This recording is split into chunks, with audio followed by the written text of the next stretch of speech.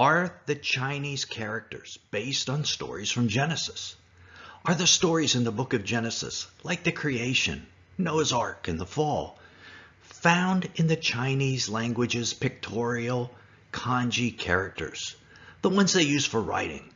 Are these pictorial characters actually based on the truths found in Genesis? Now, if that's correct, how in the world did this happen?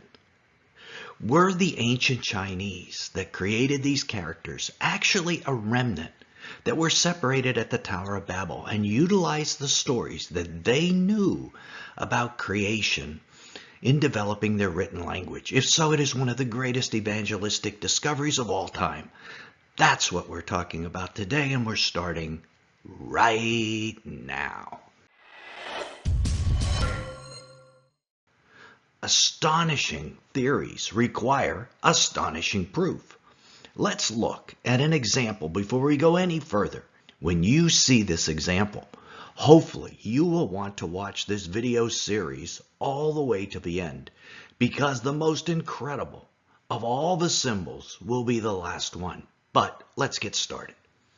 The written Chinese language is made up of pictorial characters. Each word has its own unique character. Some that simply are a guide to pronunciation, but many of the pictorial kanji characters tell us a story. They're called ideographs.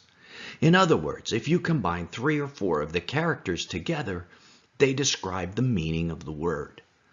Let's take the word create as an example. Here it is on the screen. To Western eyes, it looks like a bunch of squiggly lines, but it is actually a complex arrangement of 4 separate characters. Let's look at them in order and see how this character defines the idea of to create. In the upper right quadrant of the character is this smaller character that means dirt or mud. To the immediate left of the character meaning mud or dirt is a small downward stroke meaning movement or life. At the lower right quadrant is a symbol meaning mouth, speak, or breathe. And at the left is this larger character meaning to walk. If we reassemble these component characters, we see dirt or mud moving or coming to life after it was breathed on. Not only coming to life, but being able to walk.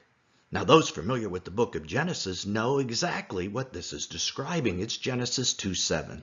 Then the Lord formed the man of dust from the ground and breathed into his nostrils the breath of life, and the man became a living person.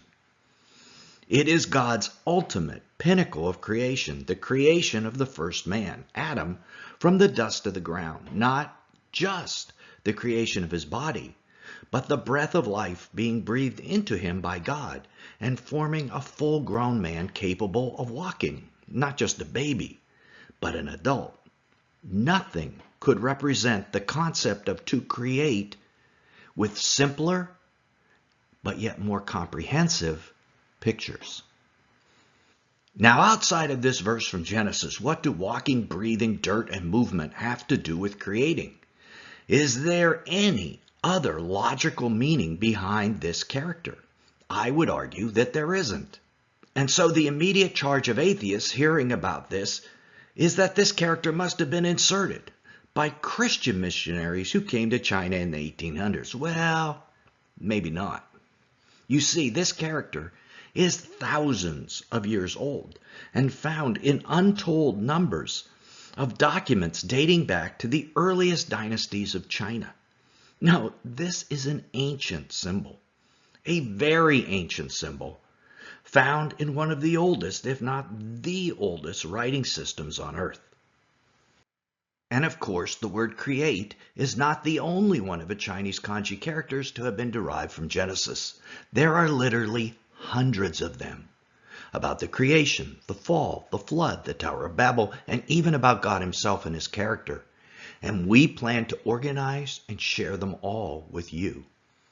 This knowledge was discovered by the late Chinese missionary and pastor Reverend C.H. Chang from Singapore, who first recorded his observations back in the 1950s. And in 1979, Ethel Nelson, no relation to me, helped him write the book, The Discovery of Genesis, which is where I got all this information.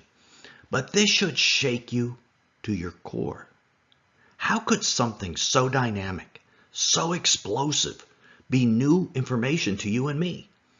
Why doesn't every church on the face of the earth preach this from their pulpits? Why haven't we all been trained in the knowledge of this so as to present it to our unsaved Chinese friends and their neighbors? I ask, why indeed? The answer is that we have an enemy, one who wants to keep knowledge like this hidden and secret, because if it got out, millions might come to faith in Christ. And that enemy has allies in the media and in the publishing worlds that also want to keep this information quiet. However, at your fingertips is the power to thwart your enemy's wishes. It is called a share button. As you continue to watch this video series, consider hitting the share button again and again and again, and sharing this all over social media. It is a story that deserves to be told to the far reaches of the globe. Who knows who will be saved because you share it? Now, let's learn how this knowledge came to be. Reverend Kang wasn't born with this information. To the best of our understanding, no one understood that the Kanji characters were based on the truth found in Genesis just a short 100 years ago. In fact, it seems no one knew this for the last 3,000 years. But Kang was about to discover it. Prior to World War II, Kang was distributing copies of the book of Genesis in his role as a chaplain of a small missions hospital. Unfortunately, the educated Chinese patients laughed at the ideas found in the first few chapters of Genesis. Instead, they were insisting that man evolved and wasn't created at all, and that Genesis was like nothing but fairy tales.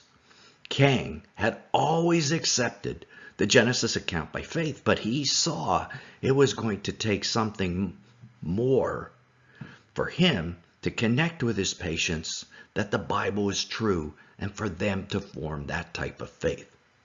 But one day, while reading a Mandarin textbook, he noticed a footnote by the missionary author. This author indicated that he found it odd that this one Kanji character that is now on the screen, the one meaning boat, seemed to be related in a strange way to Noah's Ark. This other missionary analyzed the character of boat this way. At the far left was the character for vessel. At the upper right was the character meaning the number 8. And at the lower right was a character meaning mouth or person. We've seen this earlier in the analysis of the word create. Putting the three characters together, boat was symbolized as a vessel for 8 persons, or 8 mouths.